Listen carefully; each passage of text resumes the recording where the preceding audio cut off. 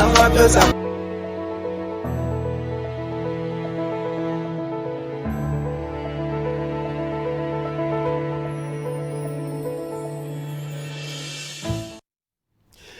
Merci de nous rejoindre sur Canal 3 Bénin. Mesdames, Messieurs, bonjour. Bienvenue dans votre émission dominicale Zone Franche.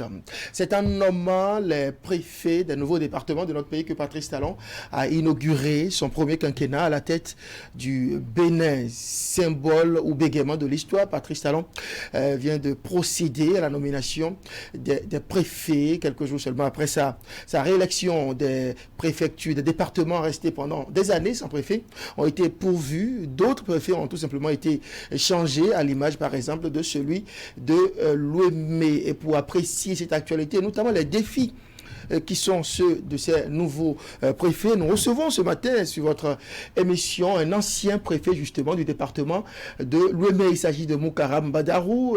Nous parlerons bien évidemment d'autres actualités, notamment les challenges de ce second quinquennat de Patrice Talon. Pour interroger ce matin Moukaram Badarou, je suis avec Eman Anyaboussou. Je vous rappelle que cette émission est également retransmise sur plusieurs médias à l'intérieur du pays et sur les plateformes digitales de Canal 3 Bénin. Moukaram Badarou, bonjour. Merci d'avoir accepté notre invitation. Bonjour, cher. Voilà, bonjour Eman. Bonjour André Dossa, Moukaram Badarou, bonjour, bienvenue. Bonjour, cher. Il y a eu le préfectoral le 2 juin dernier et ça a consacré l'arrivée des cadres de l'UDBL du Bénin au commandement. Dites-nous comment vous appréciez cette arrivée-là et quelle place Patrice Talon a faite aux jeunes et aux femmes. D'entrée, je voudrais vous remercier de l'invitation que vous nous faites de venir échanger un peu avec vous sur un certain nombre de sujets d'actualité relatifs à notre pays. Je voudrais aussi vous remercier, vous saluer, vous féliciter des efforts, de tout ce que vous faites comme contribution à l'édification d'un Bénin qui gagne, d'un Bénin prospère, d'un Bénin sécurisé, d'un Bénin où les citoyens sont informés. Ce qui est informé est bien formé. Et comme vous pouvez vous en douter, comme l'a dit l'autre, la culture est l'une des matières essentielles qui permet à l'homme de bien vivre, de mieux vivre et de faire vivre sa nation. Donc je tiens à vous féliciter par rapport à ça parce que ça fait plus d'une décennie aujourd'hui que vous y attelez. Et pour venir à l'actualité de la question que vous me posez, c'est vrai, le chef de l'État a procédé au remaniement préfectoral depuis son arrivée pour son nouveau quinquennat. On a pu constater dans le cadre de ce remaniement qu'il y avait deux départements qui n'avaient pas de préfet, notamment le département des collines, le département de littoral. Ça faisait un certain nombre d'années. Paix à son âme, l'ancien préfet du département des collines était décédé et le poste n'a pas été pourvu. C'est le préfet du département du Zou qui a assumé l'intérim. Il en est de même pour le département du littoral dont le préfet Topoula avait été relevé et c'est le préfet de l'Atlantique qui assumait là aussi l'intérim. Donc à la suite de ce remaniement, ces deux préfectures ont été pourvues. Il y a eu aussi 3 changements, notamment au niveau du département de l'Ouémé, où le préfet Akwiti a cédé place au docteur Atroporsou, une dame tout simplement, et au niveau du Mono, le préfet du Mono aussi a été changé, et celui de la Liborie. Pour le reste, nous avons 12 départements. Il faut souligner au passage que c'est grâce au président Talon, déjà au niveau du premier quinquennat, que les chefs-lieux, les 6 autres chefs-lieux ont été pourvus, et les préfectures ont été installées, les préfets nommés. Comment comprendre justement qu'il ait démarré son premier quinquennat en nommant les préfets, en dotant les chefs-lieux de leur préfet, et que le second quinquennat également démarre pratiquement dans les mêmes conditions, remaniement préfectoral? Bon, est-ce qu'il y a un hasard? Est-ce qu'il n'y a pas de hasard, dit-on? Mais ce qui est certain, ce qui est vrai, c'est que les départements constituent, au niveau de l'administration territoriale, d'essentiels points focaux dans la hiérarchie de l'État. Et les préfets étant des dépositaires de l'autorité de l'État, représentant le chef de l'État dans le département, représentant du ministre et l'ensemble du gouvernement dans le département, le préfet étant la suite du gouvernement dans le gouvernement, coordonnateur de toutes les structures déconcentrées et assumant la tutelle des communes, et au regard de l'intérêt que le gouvernement, en tout cas que j'ai pu observer au niveau du chef de l'État, porte au niveau des communes, au niveau des développements à la base. Même aujourd'hui, nos partenaires au développement y attachent assez de prix. C'est peut-être sûr, je soupçonne que c'est ça qui explique le fait que le chef de l'État... Des préfectures soient restées pendant des années. Notamment, vous avez évoqué le cas des collines et du littoral, sans leur préfet. Bon, il y a eu des intérims. Mais en réalité, le problème ne se pose pas du tout pour la simple raison que nous on avait assumé les fonctions de département à la fois. Moi, j'ai été préfet des départements de Lomé et du Plateau. Oui. C'est vrai que à la suite de... C'est vrai qu'avec l'arrivée du chef de l'État, où les chefs-lieux ont été pourvus dans les autres départements, mais une fois que l'intérim est assumé, le préfet de l'Atlantique s'est bien débrouillé à assumer l'intérim à Cotonou, comme celui du Zou, a assumé l'intérim des collines. Et je n'ai pas entendu un seul maire se plaindre de ça, encore moins un seul directeur départemental. Donc les choses se sont bien passées. Vous n'en doutez pas que le chef de l'État avait un œil sur l'ensemble de ce qui se fait au niveau de ces départements-là. Et à la faveur de ce remaniement, ce qu'on peut observer aussi, c'est la stabilité que le chef de l'État a voulu au niveau de la gouvernance des départements. Déjà, un préfet qui fait complètement 5 ans, il a le temps vraiment de prendre le pouls, d'étaler un peu à la limite ses compétences, sa vision et compléter ou suivre et faire poursuivre ce qui se passe au niveau du gouvernement, au niveau de son département. Donc le chef de l'État, comme ça s'est passé au niveau du gouvernement, où on a pu observer qu'il y avait eu à peine que 2 entrées, c'est la même chose qui s'est passée au niveau des préfets. Donc on peut constater qu'il a fait l'option, qu'il a fait le choix de la stabilité à la tête de le département. Et c'est tant mieux pour une meilleure gouvernance sur le terrain. On a pu observer aussi puisqu'avant, il n'y avait qu'une seule femme qui était préfet, d'autres disent préfète. Je préfère souvent dire préfet. Cette fois-ci, nous en avons 2.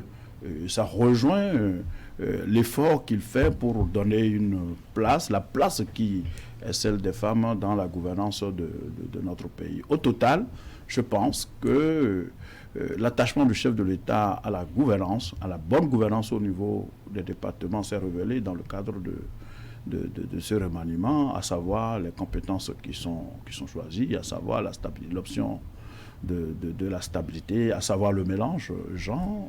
Désormais, nous avons 2 femmes qui sont préfets de département. Donc, au total, je pense que ça a été une bonne opération et je ne doute pas que la suite lui donnera raison par rapport à ça. Bonne opération, dites-vous. On va rentrer peut-être dans les particularités. Vous fûtes préfet de Lomé Plateau. Aujourd'hui, c'est une femme qui est nommée à la tête du département de Lomé. Y a-t-il plus d'intérêt pour la communauté, pour le département, d'avoir une femme ou un homme comme préfet?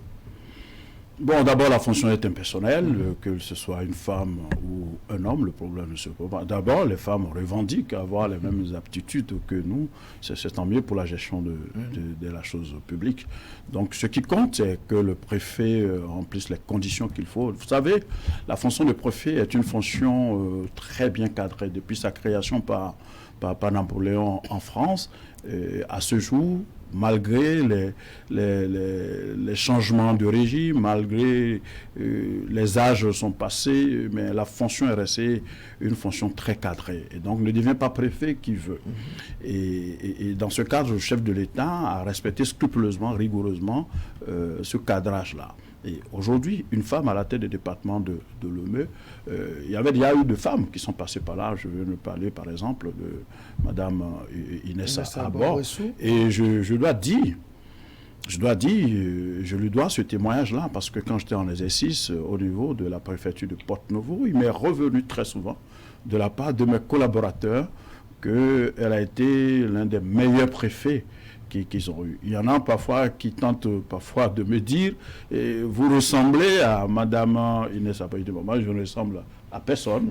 Je suis Moukaram Badarou et je fais ce que je pense juste, ce que je pense bon pour le département et pour le pays. Donc, je veux compter sur le docteur à Tropossou d'aller sur cette trace-là, à savoir que, vous savez, la femme, très souvent, je ne veux pas dire toutes les fois, quand la femme a la charge, ça se porte souvent bien, très souvent, et je veux compter sur Madame Tropossou qu'elle fera les mêmes merveilles dans le cadre de ce qui a fait au niveau du département de l'Ouest. Et je crois qu'elle a bien commencé pour le peu que j'observe sur le terrain. Il faut parler de cadrage, fonction bien cadré.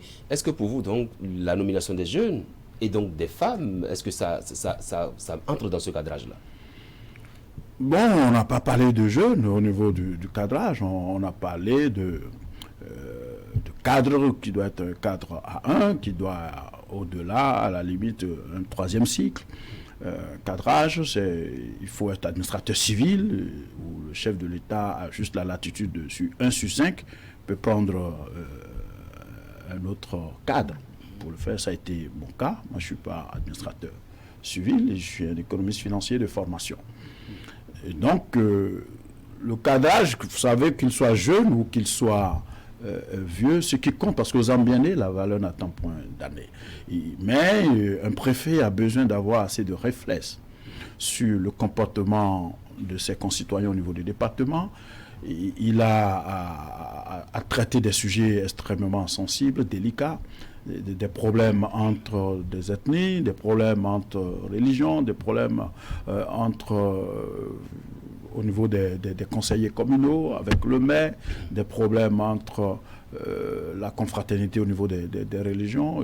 Bref, il y a tellement de choses à gérer qu'il a besoin, je ne dirais pas que d'expérience, puisqu'on peut être jeune sans en avoir le background d'expérience de départ, mais de bons réflexes.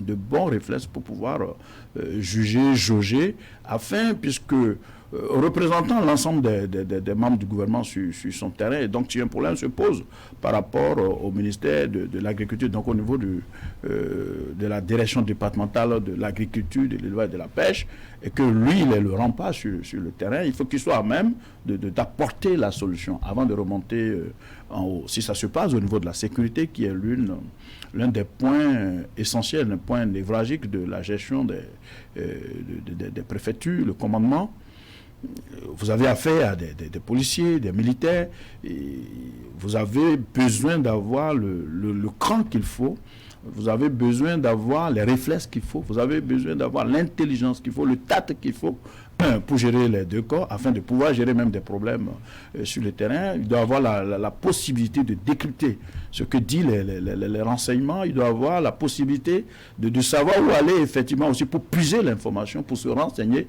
Vous savez, gouverner, c'est prévoir. Et le chef de l'État, comme a dit Napoléon lui-même, on préside de loin, mais on gouverne de près. Et le préfet, dans la suite du chef de l'État sur le terrain, dans la suite de tout le gouvernement sur le terrain, vous imaginez, c'est une lourde responsabilité. Et il a besoin alors de répondre sur des sujets, sur des questions, de sorte que quand ça revient au chef de l'État, le chef de l'État s'y retrouve complètement. Se dit, si moi-même j'étais là, j'aurais pu dire exactement la même chose. J'aurais pu faire exactement la même chose. Mais s'il va en porte-à-faux complètement à ce qu'aurait pu faire le chef de l'État, à ce qu'aurait pu faire le ministre concerné, le secteur concerné, il devient moins préfet. Il n'est plus dans la peau du préfet. Le préfet alors doit avoir le manteau qui, on vient de dire, qui représente non seulement le chef de l'État, tout le gouvernement, mais chaque ministre et chaque directeur départemental a recours à lui. Il assure la tutelle des communes au terme de la loi, et donc chaque maire aussi, dès que les difficultés atteignent un certain niveau, doit pouvoir aller vers le préfet. Donc il doit avoir le dosage, il doit avoir, j'insiste beaucoup sur le mot, assez de réflexes, parce que ailleurs on est même tenté pour prendre des préfets d'aller chercher des généraux à la retraite, des ministres à la retraite, à cause de cette expérience, à cause de background. Mais à la lumière comme je veux finir sur oui. ça, et à défaut de cette grande expérience du parcours, et donc il ne revient alors que le réflexe, il ne revient alors que la nécessité de recourir à ce qu'il faut pour être à même, face à un dossier, face à un sujet, d'avoir ce qu'il faut pour agir et ne pas être en porte-à-faux avec ce qu'aurait été la volonté du chef de l'État, qui est le chef du gouvernement. Il faut donc avoir un certain nombre de réflexes, il faut maîtriser les interactions entre les populations de son département, avoir de l'expérience, de la compétence. Est-ce que la lumière de cette définition que vous faites de la fonction, le préfet actuel du département de l'Ouémé, vous paraît-elle à la hauteur, Madame Docteur Apotrossou, à la hauteur de cette mission? Tout à fait, je n'en doute pas. Je vous ai dit tout à l'heure que les tout premiers pas que j'observe sur le terrain va dans ce sens. Et puis de toutes les façons, comme vous l'avez constaté depuis que le chef d'État, Patrice Talon, est là, c'est difficile qu'il fasse des choix et que ce soit des choix approximatifs. Patrice Talon démontre aux Béninois que si vous voulez bien travailler, il faut vous entourer des gens bien et donc de la compétence nécessaire. Et Madame Atropossou est docteur en droit en plus. Et donc, on n'est pas docteur qui veut. Tout celui qui a mis une fois un pied à l'école, il sait très bien que déjà le CEP n'est pas évident, le BPC, le bac, la licence, la maîtrise, le master 2 et avoir soutenu une thèse de doctorat, il faut avoir du respect pour celui qui porte ce titre. Donc je ne doute pas du tout de la compétence que Dame Atropossou a pour pouvoir gérer le département de l'Ouémé mieux. Elle appartient à un parti politique. Ça veut dire qu'elle est de ce genre de femmes qui ont compris que pour agir dans les sphères de l'État, il faut aller dans des creusets politiques qui vous donnent des premiers bribes, qui vous donnent des premiers jets de ce qu'il vous faut dans la gestion de la communauté, dans la gestion de la société. Et donc, je pense, pour ma part, je ne doute pas du tout. Merci de m'offrir la transition. Oui, son pédigré, ça force l'admiration, elle est militante. Par ailleurs, mais elle est nommée à la tête du département de l'Ouémé, un département qui est connu pour être le bastion d'un parti politique dont elle n'est pas issue. Comment vous appréciez justement cette nomination? Pourquoi nommer à la tête de ce département un préfet qui n'est pas membre du PRD, le Parti de Renouveau démocratique? Vous savez, c'est heureux que le chef de l'État soit dans cette peau-là. Il faut sortir de la politique politicienne, il faut sortir de ce que tout doit aller vers la politique. Très souvent, ça nous égare. Très souvent, ça nous crée des soucis que nous avons même du mal à régler après.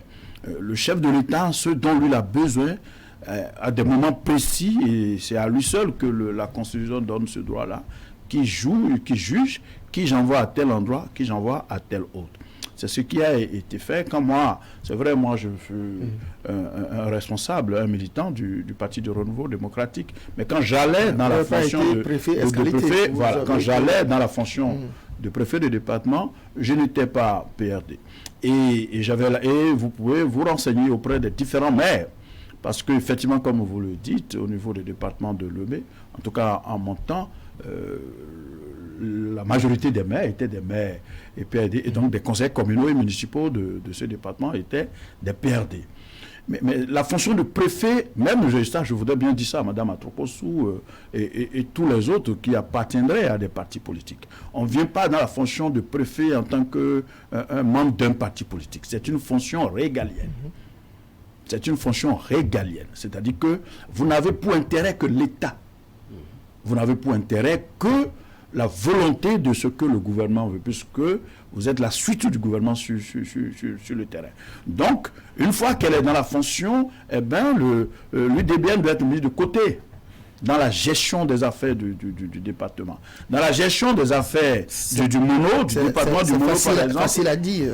Que ce soit facile. Vous-même, vous avez été préfet, vous étiez membre d'un courant politique donné, vous n'avez pas pu diriger le département sans avoir quand même de façon plus ou moins remarquable à représenter le parti politique dont vous étiez membre à l'époque. C'est pour ça, j'avais l'habitude de le dire, que ce soit dans des réunions de cabinet, que ce soit au CODIR, que ce soit au niveau de la conférence administrative, la CAD du département, que ce soit au niveau de CDCC, j'avais l'habitude de dire qu'il est vrai que j'appartiens à un parti politique, mais dans ma fonction, dans ce fauteuil, je suis préfet. Et à ce titre, les intérêts de l'ensemble des populations de Lomé et du plateau, dans mon cas, étaient d'abord mes intérêts. Et ça n'a rien à voir avec le parti politique. Je le dis sans état d'âme. Et j'y crois, c'est une conviction. Et j'en ai donné des preuves. Et il n'y a pas un maire PAD. Il n'y a pas un chef d'arrondissement PAD, encore moins un conseiller communal ou municipal PAD qui s'est plaint une seule fois avant que je ne quitte les fonctions. C'est pareil que d'autres maires qui ne sont pas. Cas. On va revenir sur le cas. Donc, sur le cas qui est là aujourd'hui. Comment, par exemple, Raphaël Akotegnon, ministre de la décentralisation, a-t-il pu proposer en Conseil des ministres un préfet membre de l'UDBN pour remplacer un préfet PAD à la tête du département de Lomé? Est-ce que vous avez compris un peu? Vous savez, avant que vous venez manger au salon, il faut forcément des gens qui préparent dans une cuisine. Comment ils ont préparé, ce n'est pas souvent votre affaire. Ce qui est votre affaire, est-ce que le plat soit délicieux? Au thème de la loi, c'est le ministre de la décentralisation qui propose au gouvernement, chef de l'État qui tranche. Et donc, monsieur Raphaël Akotegnon, l'honorable Raphaël Akotegnon, ministre en charge de la décentralisation, au thème de l'arrêté qui nomme le préfet, le docteur Madame Atropossou, c'est une proposition de Raphaël Akotegnon. Monsieur Bedaro, dites-nous, c'est vrai, vous parlez de stabilité quand Patrice Talon, pour ce qui est de ce remaniement préfectoral là, alors que d'aucuns pensent que les préfets ont déjà fait leurs preuves et devraient pouvoir être remerciés. Est-ce que c'est une stabilité ou c'est juste un besoin de maintenir des gens en position? Il y a une chose qui est importante qu'il faut savoir, c'est que le patron de l'administration béninoise, au thème de la Constitution du 11 décembre, c'est le chef de l'État.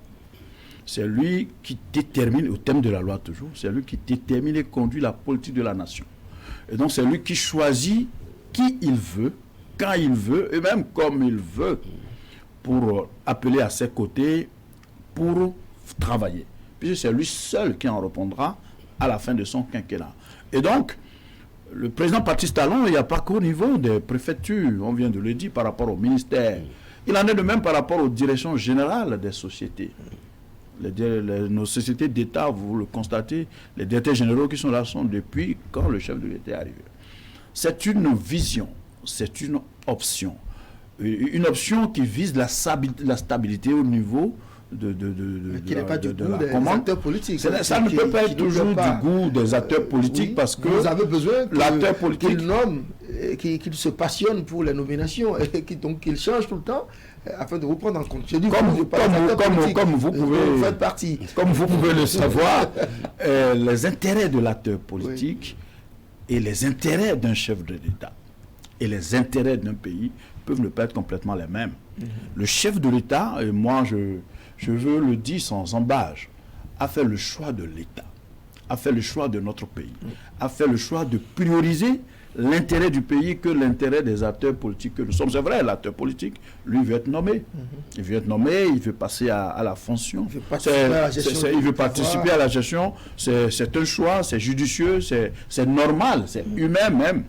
Mais quant au chef de l'État, qui a une mission aussi, qui veut avoir des résultats, lui aussi fait des choix qui lui permet, à la fin de son mandat, d'être en mesure de dire, voilà ce que j'ai pu faire. Le chef de l'État dit à Porte-Nouveau, quand on était en campagne, non, c'est même pas en pleine campagne, à l'investiture. Et il dit, en fin de quinquennat, il y a pour nous, c'est-à-dire que si je suis vraiment celui que vous pensez, vous en aurez les preuves. Il avait déjà dit ça lors de la campagne électorale qu'il a conduit à devenir président de la République. Ne m'appelez pas Agbono maintenant, maintenant mais Agbono disons. Nous sommes c'est-à-dire que prenez-moi d'abord, si vous me prenez, si je suis capable de ce que vous dites, vous le saurez. Je crois qu'au thème du premier quinquennat, chacun s'est rendu compte effectivement que c'est un Agbono. Nous, on n'a même plus besoin d'attendre la fin du second quinquennat pour savoir qu'il est un Agbono. Donc, lui, il fait ses choix, des choix qui me paraissent rationnels, et tous ceux qui comprennent l'État, tous ceux qui comprennent le fonctionnement de l'État, ou tous ceux qui portent intérêt à l'État, trouveront que l'option faite par le chef de l'État est la bonne, est la meilleure, parce que ça au moins implique une stabilité. D'abord, avant de choisir, il choisit en toute connaissance de cause. il choisit en toute connaissance de cause. Il choisit la compétence qu'il faut. On l'a observé au niveau du gouvernement, on l'observe au niveau des préfectures, on l'observe au niveau des directions générales. Mais une fois qu'il a fini de choisir celui qu'il faut, et qui a pris complètement déjà le pôle du ministère, de la préfecture ou de la société qu'il dirige, qu'il a appris à connaître le chef de l'État avec qui il travaille, le chef de l'État lui-même a appris à connaître le collaborateur avec qui il travaille, ou même sur juste un bout de doigt, ou bien juste le jeu des yeux, le collaborateur il a une idée tout de suite de ce que veut son patron, le patron aussi a une idée de ce que... Donc du coup, ça fait une harmonie qui permet de bien travailler. Quand vous nommez le tout nouveau, je ne dis pas qu'il ne faut pas nommer, mais ce qui est sûr, à la vérité des faits, quand vous nommez le tout nouveau, eh ben, lui, il a 6 mois, s'il est intelligent. S'il est intelligent. Sinon, pour d'autres, pour pouvoir prendre le pouls. D'autres aussi ont envie d'apprendre de lui, ont envie de faire l'expérience, de travailler à ses côtés. Alors, finalement, quid de ceux-là, qu'adviendra-t-il de ceux-là si on doit s'en tenir à cette vision de Patrice Talon? C'est pour ça que je venais de faire la part des choses. Moi-même. Parce qu'il faut jamais, moi j'aime pas tourner autour du pot pour dire la vérité. Acteurs politiques, cadres politiques, intellectuels, si vous bénéficiez de la confiance d'un chef de l'État, vous servir à un niveau, c'est forcément un honneur pour vous, c'est forcément aussi un apprentissage, ça vous fait une expérience de plus. Mais ça c'est vous. Ça c'est vous, c'est votre intérêt ça. Mais l'intérêt du pays aussi, qui veut de la stabilité, qui veut que celui qui s'est fait soit là et continue, ne pas perdre du temps. Nous venons de dire, si le tout nouveau arrive, il a 6 mois, s'il est intelligent, voire 1 an, pour prendre le pôle du ministère, de la préfecture, les 6 mois, 1 an là, si vous faites un bon calcul, ça fait une perte pour lui, l'autre qui est élu pour 5 ans. Ça le fait moins dans ce qu'il a fait par rapport aux résultats de la structure. Donc le chef de l'État, vous l'aurez constaté dans beaucoup de grands pays, des pays qui se développent, les pays qui nous vantent un certain nombre de mérites. Je veux parler de la Chine, je veux parler des États-Unis, je veux parler de la Russie, je veux parler de la France même. Ce n'est pas des endroits où chacun a un champ de ministre, chacun a un champ de préfet, chacun a un champ de directeur général. On laisse la possibilité. Regardez le ministre des Affaires étrangères de la Russie. C'est depuis quand Poutine est venu aux affaires qu'il était là. Quand il a passé la main à Medvedev, il était là. Quand Poutine est revenu, il est là. Donc, et aujourd'hui, on constate quand même que la Russie dit son mot de manière équilibrée face aux autres puissances au plan international. C'est dire simplement que le chef de l'État, au lieu de faire le choix des acteurs politiques que nous sommes, a fait le choix de l'État, a fait le choix du gouvernement, et donc a fait le choix de notre pays, et donc a fait le choix des populations. Et honnêtement, si on veut se lever un peu, si on veut quitter nos carcans, moi j'ai l'habitude de dire qu'il y en a qui critiquent parfois Patrice Talon, il dit, pour ce qui se fait, celui qui le dit, c'est qu'il ne parle pas du pays, mais il parle de lui. Et quand vous parlez de vous, vous pouvez parler de vos intérêts. Mais vos intérêts peuvent ne pas coïncider avec les intérêts de l'État. Je voudrais bien qu'on insiste un petit peu sur le cas du littoral, mais avant, dites-nous un mot sur le département de Mono. Raphaël Akotenon, ministre de la décentralisation. PAD a aussi nommé un militant, Moël Béné, à la tête du département de Lomé. Ça y est, c'est bon, les autres partis de la majorité au pouvoir sont pris en compte.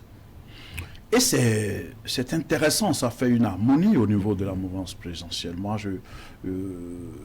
je suis heureux. J'étais heureux d'apprendre que, j'avoue que à la formation du gouvernement, quand je n'ai vu aucun cadre de Moël Bénin dans le gouvernement, aucun cadre du PRD même. Ah oui, le MPD est arrivé, quand je veux parler de l'UDBN, j'ai eu un tic. Et après, je me suis dit, à coup sûr, il trouvera certainement l'attelage qu'il faut pour pouvoir trouver une solution. J'étais très heureux de constater que ça n'a pas tardé.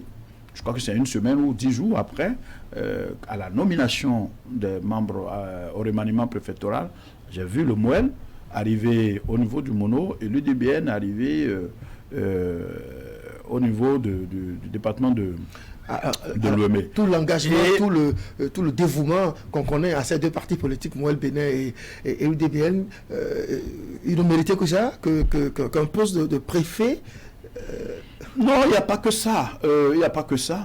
D'abord, le patron de Moël Benet est dans une fonction importante au niveau du ministère des Transports et des Travaux. Ça n'a rien à voir avec... Il occupait ce avant de créer le parti. Le chef d'État peut décider le contraire, une fois qu'il est arrivé. Mais il est là, il est en fonction. Un préfet y est ajouté. Sans compter certainement d'autres cas d'intermédiaires qui sont dans beaucoup d'autres structures. Et pour un commencement, pour une confirmation, parce qu'il y a d'autres partis de la mouvance présidentielle qui ne se sont pas du tout retrouvés dans ce sillage-là. Vous suivez mon regard et vous comprenez ce que je veux dire. Et donc, si le parti Moël Benet a réussi à accrocher le chef de l'État, à attirer son attention, de sorte à lui confier un département, c'est de la preuve d'une confiance. Moi, j'ai l'habitude de dire, je venais de vous dire que la fonction de préfet est une fonction très cadrée.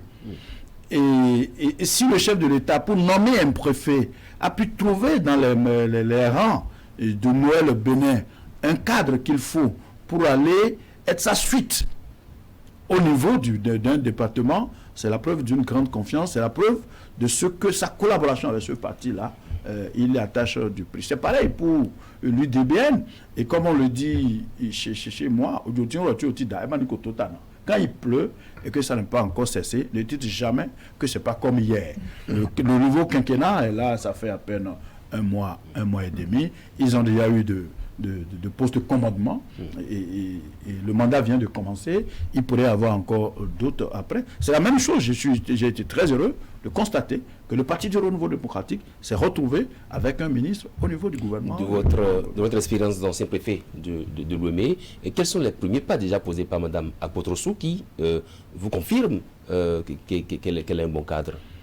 Déjà, c'est les rencontres avec les cadres de la préfecture, les tout nouveaux contacts qu'elle a avec les maires, parce que quand on parle, moi j'ai l'habitude de dire que le résultat de chaque maire, la somme des résultats de chaque maire fera moi mon résultat en fin de le jour où je serai appelé à partir. Et donc le contact déjà avec les maires, ou le contact déjà avec les directeurs départementaux, qui, si eux ils fonctionnent bien, ça aide les maires à faire leur job sur le terrain.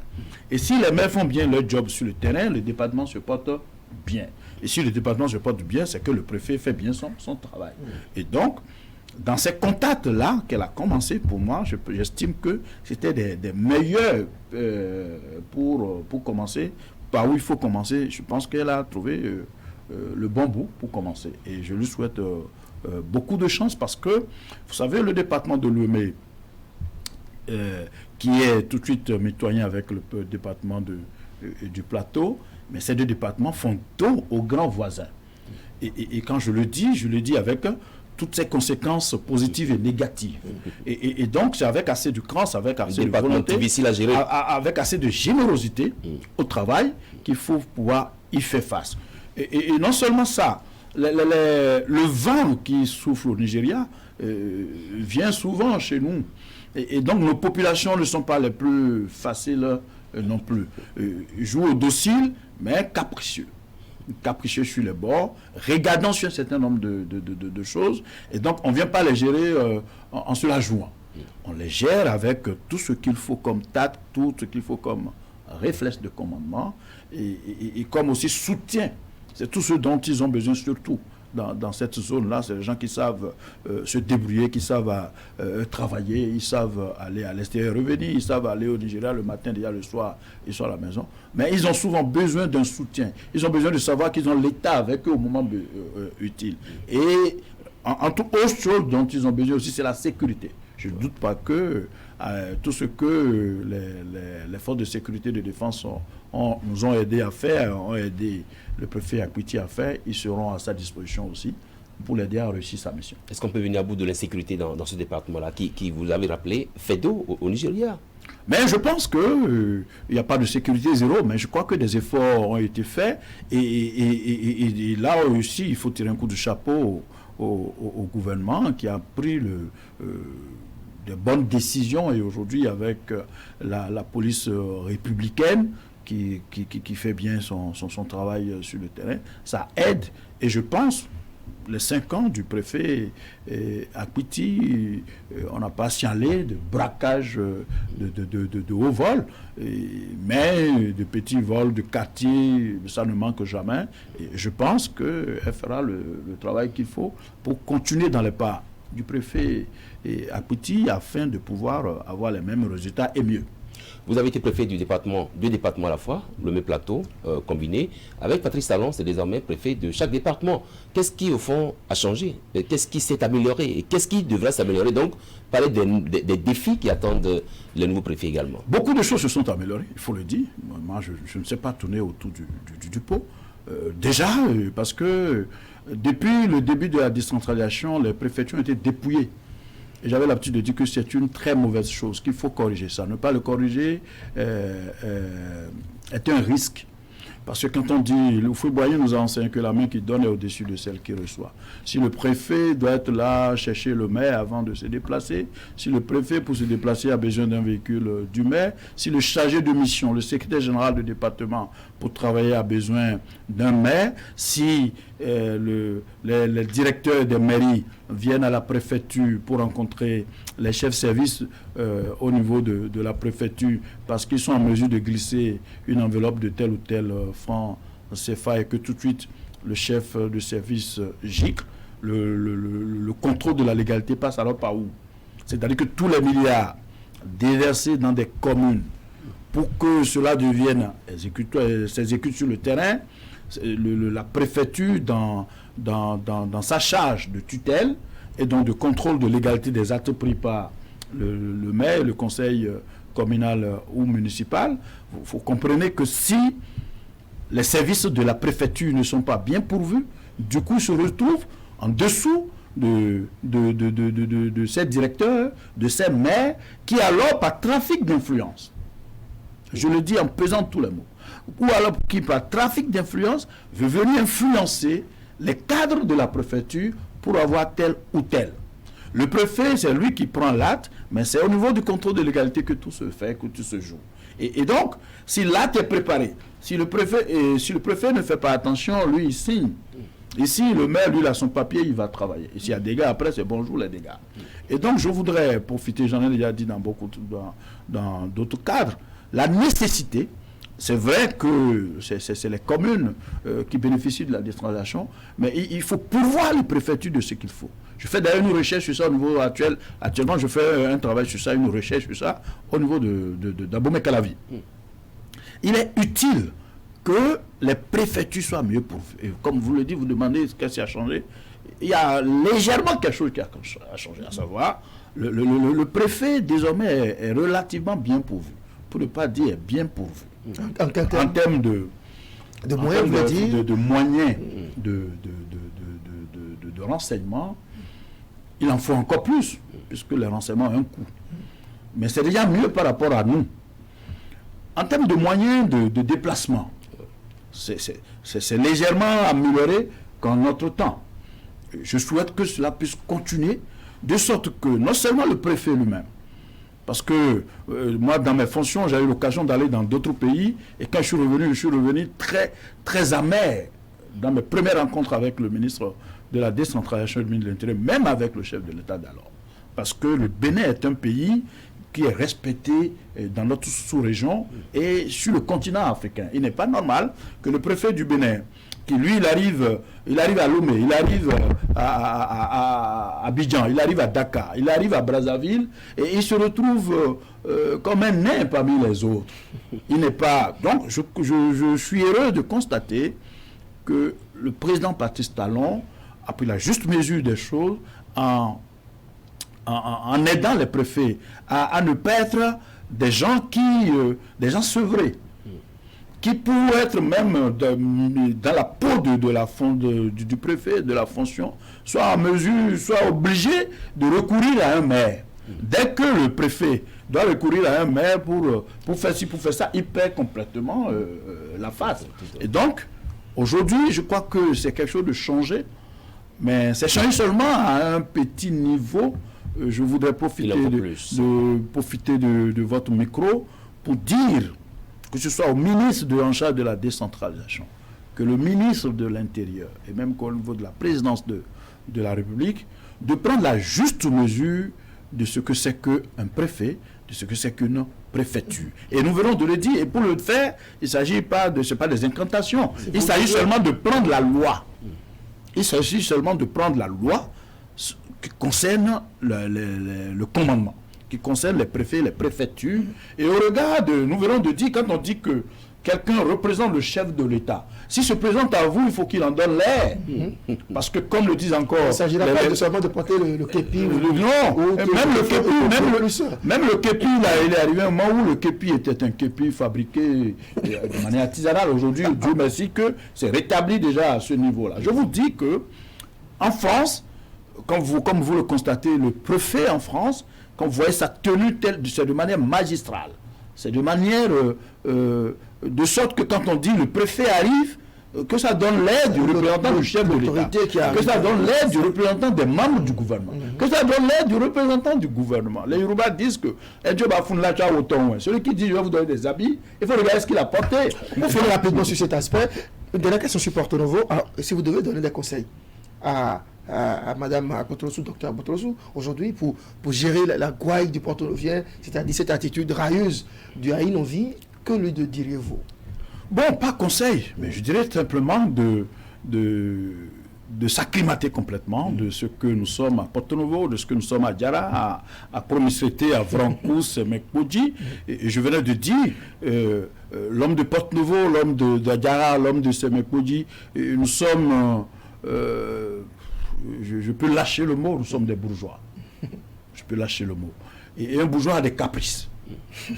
Et donc, quand vous voulez les diriger, que vous soyez maire ou préfet, vous êtes obligé d'en tenir compte. Vous êtes obligé de savoir que c'est des gens qui savent travailler, c'est des gens qui n'attendent pas grand-chose de vous, mais ils attendent de vous que la protection de l'État.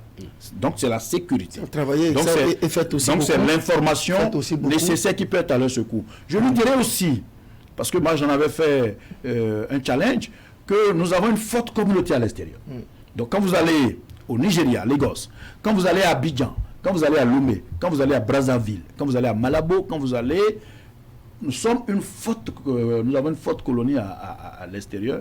Je lui dirais d'en tenir compte, de sorte que notre diaspora puisse l'aider, puisse aider les communes de Lomé à pouvoir travailler dans un partenariat. Parce que moi, j'ai l'habitude de dire, parfois, nos maires veulent aller chercher des partenariats, des jumelages dans des pays très très lointains. Et parfois, c'est pour nous amener des bus complètement le temps passe.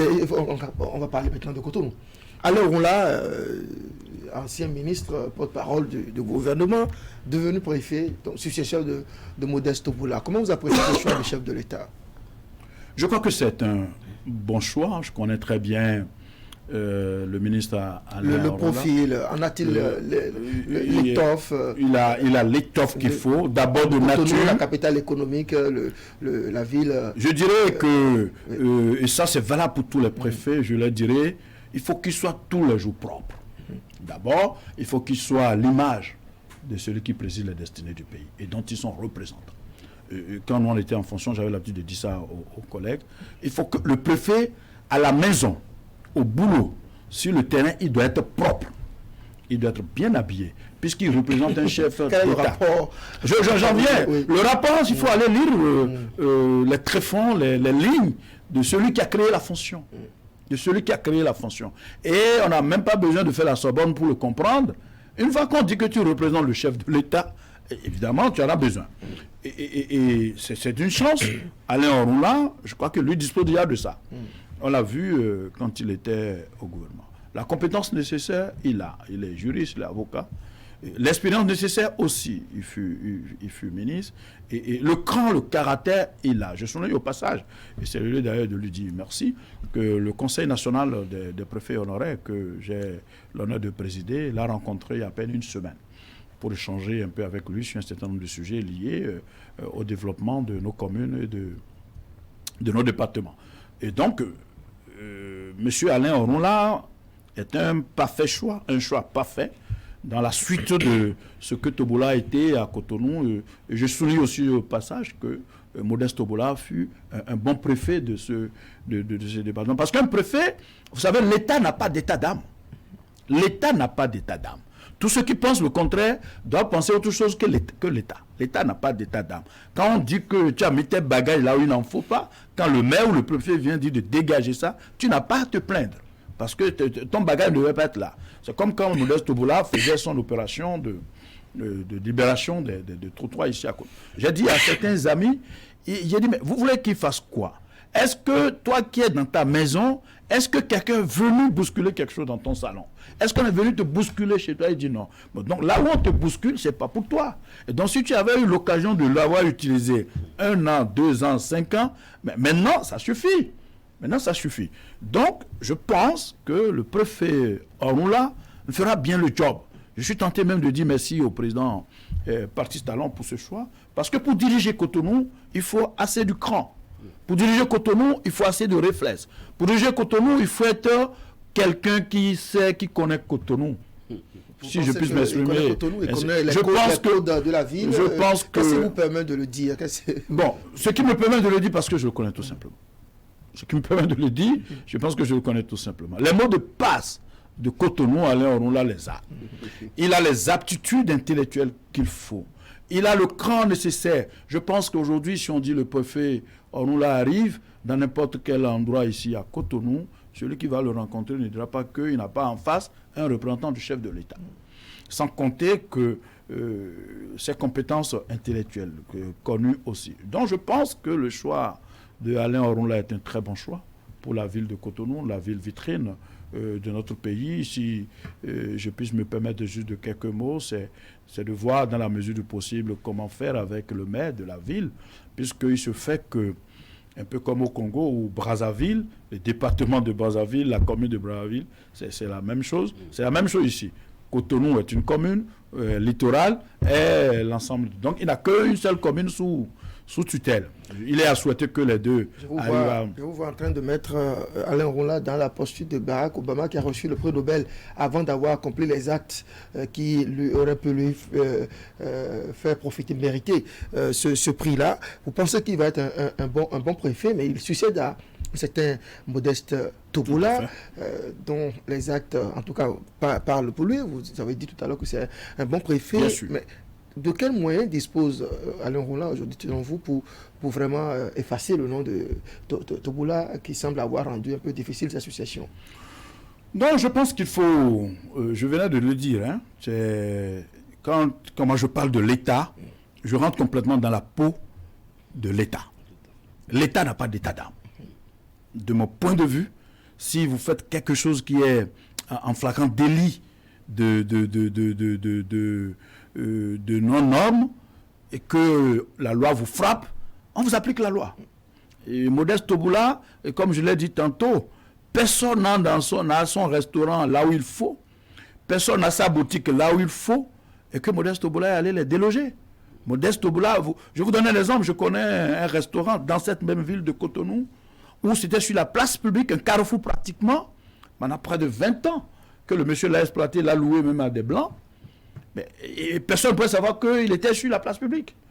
C'est à l'arrivée de cette opération-là, c'est à l'occasion de cette opération qu'on s'est rendu compte que, mais en réalité, ce n'est pas sa parcelle. Donc, que le préfet fait appliquer la loi, on ne peut pas se plaindre de ça. Bien au contraire, c'est que ça aide tout le monde. Parce que c'est au terme de la loi que chacun de nous, on trouve de refuge.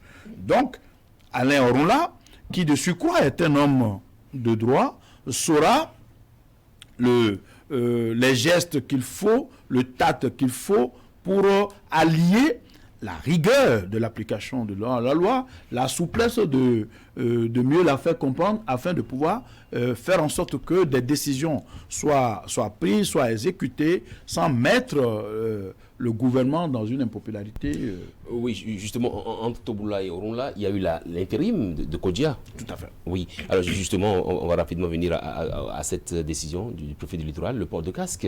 À moto, vous devez porter les casques. Que pensez-vous de cette décision-là? C'est vrai que par un arrêté du 16 juin, le préfet Orunla a pris la décision de si vous voulez même, il n'a fait qu'actualiser un peu ce qui était déjà là, du temps de Placide Azandé, paix à son âme. Vous savez, à la faveur de cette décision, il a été demandé à tout celui qui est sur une moto à 2 roues, non seulement le conducteur doit porter de casque, mais celui qu'il prend aussi derrière doit porter aussi de casque. Et 2, il ne doit pas prendre plus d'une personne. Quand j'ai entendu ça, j'ai entendu des critiques ici et là. Il dit, mais vous voulez une chose et son contraire dans ce pays? Vous voulez que les gens... vous voulez que l'État fasse son boulot, son job? Vous voulez qu'on assure votre sécurité? On vous indique le chemin, vous vous plaignez. Alain Orula n'est pas sur moto. Moi, je le disais quand j'étais en fonction, quand je parlais de casque. Le ministre de l'Intérieur, aujourd'hui Alassane Seydou, il n'est pas sur moto. Les cadres du ministère de l'Intérieur ne sont pas sur moto. Les cadres, le chef de mission, le secrétaire général du département de littoral, il n'est pas sur moto. Donc quand Alain Orula parle de casque, mais donc il pense à la sécurité de ses concitoyens dont il a la charge aujourd'hui. Donc, et vous pouvez le constater, faites un tour au CNHU pour le vérifier. À la faveur de la décision déjà à l'époque, où le DGPN, son nom m'échappe là, Philippe Ndéon, et son collègue Nazer, son adjoint, je veux bien leur tirer un coup de chapeau au passage. Parce que dans ce pays, nous n'avons pas toujours rendre hommage aux gens. Les gens finissent le job, les gens travaillent, les gens... C'est pour ça que si je vous félicitais ici tout à l'heure, je sais que vous venez ici à 7h du matin. Pour venir ici à 7h du matin, il faut se réveiller à 6h, 5h30. Mais si vous dites au Béninois, il va vous dire, ah non, or, ce n'est pas toujours ça. Il faut savoir rendre hommage aux gens. Je veux rendre hommage à ces deux flics, ces 2 policiers de la police de notre pays. Quand la décision avait été prise à l'époque, ça n'a pas été facile. Les Béninois ne voulaient pas. Il a été téméraire positivement. Je veux parler de Philippe Ndéon, avec le préfet Placide Azandé, accompagné par le chef de l'État d'alors. Et finalement, on a eu des résultats. Et entre autres résultats, c'est que désormais les Béninois, ils portent de casque à Cotonou. Mais ça a donné un autre résultat. Faites un tour au CNHU pour aller vérifier. Le nombre de cas d'urgence qui arrivent en fracas, qui arrivent... de circulation. Ça a beaucoup diminué de manière drastique. Et donc, avec ce que vient de prendre comme décision le préfet Alain Orula, ça aide encore à la chose. Et de sorte que, c'est qu'il faut éviter au maximum les accidents, mais si ça devait arriver, il faut préserver des vies. Et donc, je voudrais profiter de votre micro pour demander aux Cotounois, demander aux Béninois, de manière générale, de porter de casque, et celui qui est pris derrière aussi porte de casque. Et mieux, de choisir de bons casques.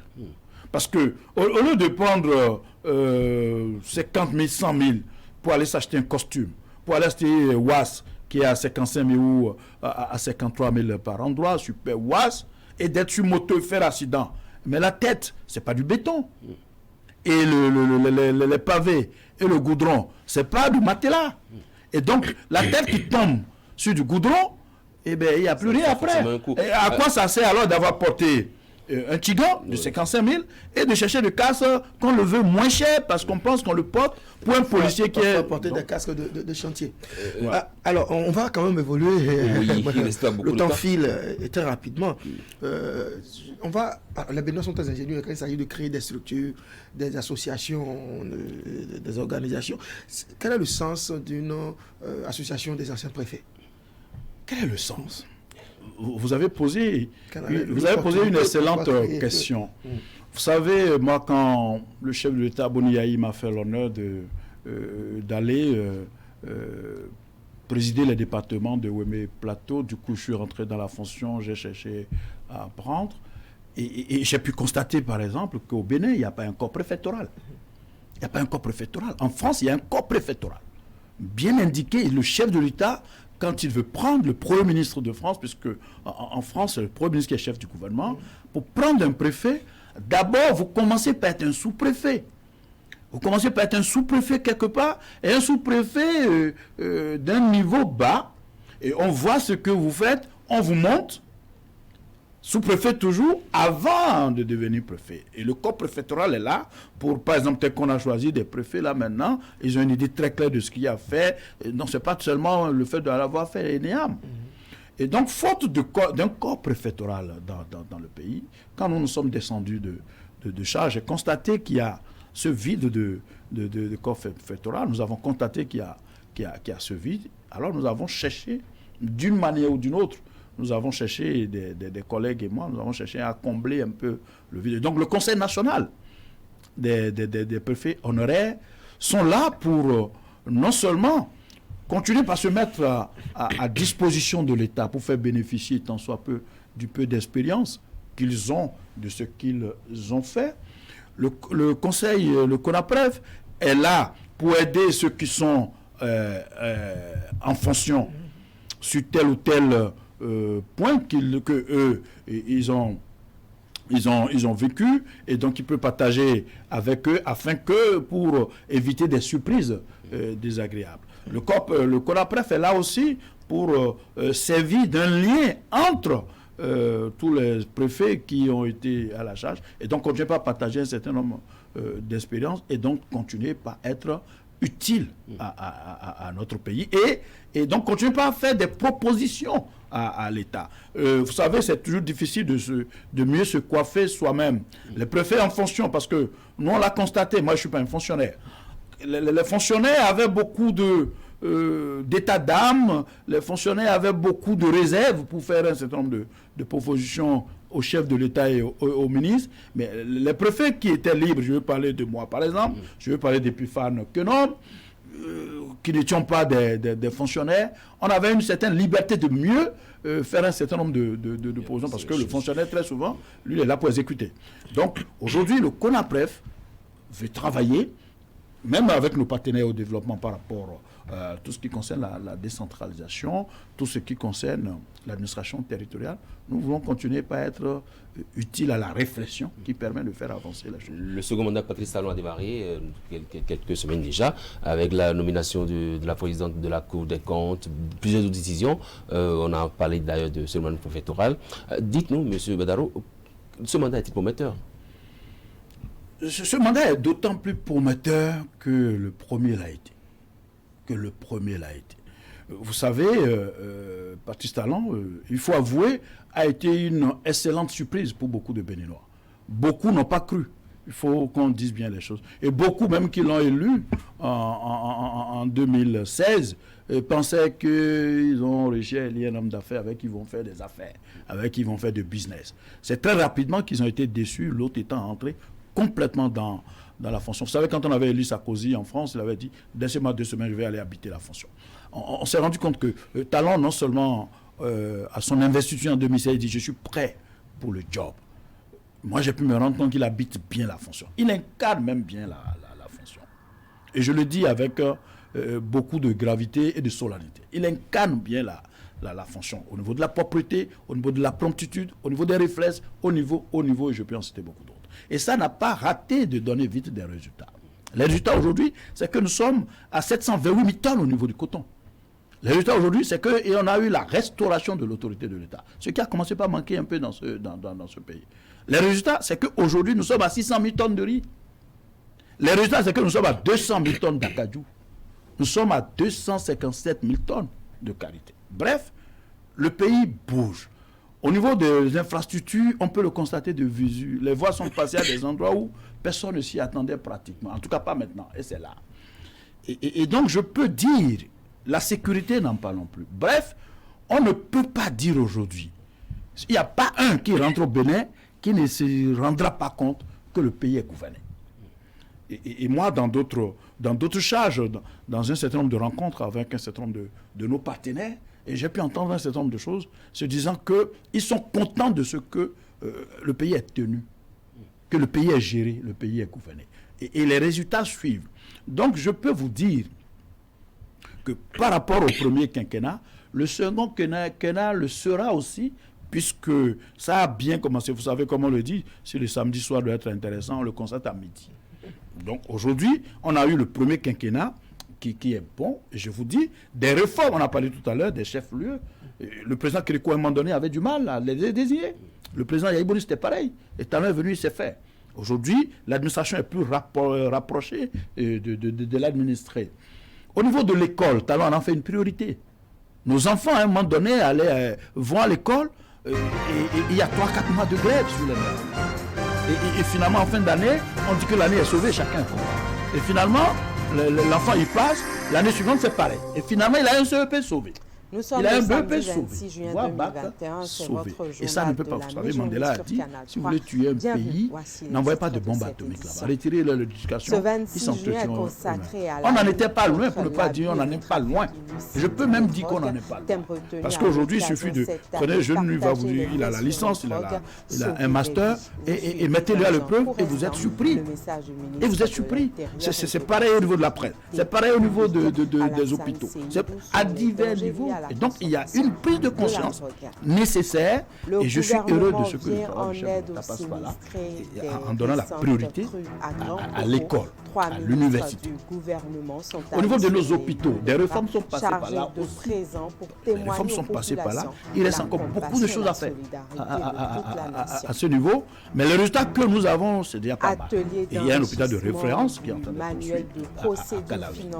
Et au niveau du judiciaire, c'est pareil. Bref, il n'y a pas un endroit où des réformes. Moi, j'aime bien vous savez, les Arabes disent que la parole vaut l'homme, l'homme vaut la parole. Le chef de l'État, qui est élu sur la base de ce que, si vous me lisez, je vais faire des réformes. Il est élu, il a engagé des réformes. C'est vrai, ça engage des graissements dedans. C'est vrai que des gens ne sont pas contents. Et moi, j'ai l'habitude de dire, si vous entendez quelqu'un qui parle beaucoup, qui dit qu'il n'est pas content, la personne parle de lui. Mais il ne parle pas du pays. Parce que pour parler du pays aujourd'hui, c'est de constater que depuis 3 ans, voire 4 ans maintenant, les enfants, c'est stable au niveau de l'école béninoise. Et donc, le plus pauvre, qui était désemparé avant, où il est obligé d'aller chercher de l'argent, je vais envoyer mon école dans une école privée, aujourd'hui, peut laisser son enfant au niveau de l'école publique dont il a les moyens. Donc je veux dire que le peu qui est fait, et à la lumière de ce peu-là, de ce qui est fait là, et face au second quinquennat, où le chef de l'État a dit « je vais poursuivre », il a même dit que ça va être hautement social. Il en a appelé à la cohésion nationale, dont je peux vous dire que le second quinquennat, au soir du second quinquennat, nous aurons, puisque, vous savez, l'asphaltage dont on parle, c'est de 3 phases. Nous n'en sommes qu'à la première. Imaginez, la première phase, voilà ce que ça a donné à Porto Novo. Il y a un vieux qui m'a dit, de mon vivant, et je n'étais même pas sûr que du vivant de mes enfants, qu'une voie bitumée ne passera pas ici. C'est déjà passé par là. Vous voyez? Donc, à Porto Novo, à Cotonou, à Calavi, à Boïcon, à Parakou, la première phase de l'asphaltage, regardez ce que ça a donné. Si on a la deuxième, la troisième, je crois que ça va être... On note bien cette conscience citoyenne que vous défendez d'ailleurs à travers vos fondations. La fondation Conscience citoyenne, parce que moi je suis de ceux qui pensent, ça je vous l'avoue et je le dis sans état d'âme, le vrai problème que nous avons dans le pays, c'est que les valeurs morales, les valeurs sociales, les valeurs républicaines, les valeurs patriotiques, le sens de l'intérêt général, c'est en berne. Il faut le dire. Moi, j'ai mon âge, je n'ai pas 70 ans, je n'ai pas 80, mais j'aime aller au pas des vieux. Et le peu que je constate de ce que le Bénin est devenu par rapport à ce que Dahomey était, par rapport même à ce que Bénin de 30 ans en arrière était, mais nous sommes en difficulté. Nous sommes en souffrance. Et c'est pour ça qu'il est utile, il est nécessaire de rétablir les valeurs républicaines, de rétablir les valeurs patriotiques, de rétablir les valeurs morales et sociales, de sorte qu'un couple ait un sens. Ça a commencé par ne plus l'être au Bénin. Il faut qu'on se dise la vérité. Un couple a commencé par manquer de sens. La famille a commencé par manquer de sens. La collectivité a commencé par manquer de sens. Sans compter que maintenant, le pays a commencé par manquer de sens. Il faut bien redorer le blason. Aujourd'hui au Bénin, moi je suis un économiste, je vous ai dit, il n'y a qu'une seule valeur qui compte pour le Béninois, c'est la valeur argent. Oh, la valeur n'a que sa valeur faciale. Je dépose 1 million ici, si personne ne vient le chercher, il va rester là. Voilà ses limites. J'ai 1 100 000, je vais acheter quelque chose de 1 million. J'ai 1 million, je vais acheter quelque chose de 1 100 000. Je suis obligé de négocier. Les 1 million ne valent plus rien. Il faut que je négocie les 100 000. Donc la monnaie, l'argent a beaucoup de limites. Il faut resacraliser un certain nombre de valeurs, un certain nombre de symboles dans le pays, de sorte que voilà pourquoi, quand je rendais hommage à Philippe Noudéon, à Nazaire, on en parle tout à l'heure, parce que dans ce pays, moi j'ai publié une tribune en disant si notre pays était un pays ingrat. J'ai vu à la mort de Karim Rafiatou, j'ai vu comment ça a été fait. Et j'ai vu à la mort de Simone Veil en France, ce que ça a été. Ici au Bénin, vous avez été ministre, vous avez été président, vous avez même été chef d'État. C'est vite passé, plus personne ne s'en souvient. Vous avez été journaliste émérite, c'est vite passé, plus personne. Mais ça ne doit pas être comme ça. C'est parce que vous aurez été un journaliste émérite, dont les gens continuent de vanter les mérites, même après vous, que le tout petit enfant, le tout jeune peut se dire, ah, si on parle de lui comme ça, j'ai envie de lui ressembler. Aujourd'hui, les Béninois, les jeunes Béninois n'ont pas de repères. Ils n'ont pas de repères puisqu'on en parle moins. Et donc, la Fondation Conscience Citoyenne, avec beaucoup de modestie, travaille aux côtés d'autres. Nous voulons bien être une addition utile pour pouvoir aider au retard. C'est pour ça que nous nous retrouvons, c'est pour ça que moi, personnellement, Moukaram, je me retrouve en parfaite harmonie avec le chef de l'État, du fait de ce que je dis, l'État n'a pas d'état d'âme, ou fait qu'un chef d'État n'a pas à être populaire. Un chef d'État fait ce qu'il a à faire. Après, les gens se rendront compte. Ici, dans ce même pays, quand le président Soglo voulait acheter des scanners au CNHU, les Béninois criaient ici. Ah non, c'est trop luxueux, c'est trop cher. Et après, c'est pour être malade, c'est pour aller à Lomé, c'est pour aller à Abidjan. Donc, quand vous avez quelque chose à faire, vous jugez bon pour votre pays, et bien vous le faites. Il faut savoir faire des choix. Les choix rationnels. Oui, tout à fait. Les choix rationnels. Et il faut savoir faire des anticipations rationnelles. On ne gouverne pas que pour son mandat. On gouverne pour beaucoup d'autres mandats après soi. Et moi, j'étais surpris quand on m'a dit en France, par exemple, que c'est Georges Pompidou qui a fait le périph'. Mais le périph' a beaucoup impacté la ville de Paris. Le périph' a beaucoup impacté la ville de Paris. Mais Georges Pompidou avait combien d'années au pouvoir? Donc, c'est dire que vous prenez le pouvoir, vous faites des choix rationnels, vous les appliquez avec rigueur. Avec rigueur, toute la rigueur requise. Et les résultats parlent pour vous. Oui. Votre mot de la fin, nous sommes au terme de cette émission. Tout à fait. Ben, je voudrais vous remercier très sincèrement et réitérer toutes mes félicitations pour ce que vous faites ici à Canal 3. Vous êtes une chaîne de télévision de choix dans notre pays et ce n'est pas facile de faire la communication. Je voudrais vous féliciter encore une fois, vous remercier de nous avoir invités et inviter des Béninois à tout faire, qu'au-delà de la recherche de l'argent, mais de resacraliser aussi en leur propre sein, à leur niveau personnel, à leur niveau individuel, un certain nombre de valeurs qui fait que même après leur mort, ils puissent continuer de vivre. Celui qui n'a fait que le choix matériel, que le choix de l'argent, a fait de très mauvais choix, puisque après sa mort, plus personne n'en parlera. Même ses enfants, s'ils ont besoin de l'argent, ils vendront tout ce qu'il aura acquis. Donc il faut rechercher encore d'autres valeurs pour permettre à notre pays de continuer à jouer sa partition dans le concert des nations. Merci. Moukaram Badarou, ancien préfet de Lomé Plateau, merci d'être passé sur cette émission. Merci à mon ami Moussa Compagne, chez les amis téléspectateurs. Merci de nous avoir suivis. Passez d'agréables moments devant Canal 3 Bénin.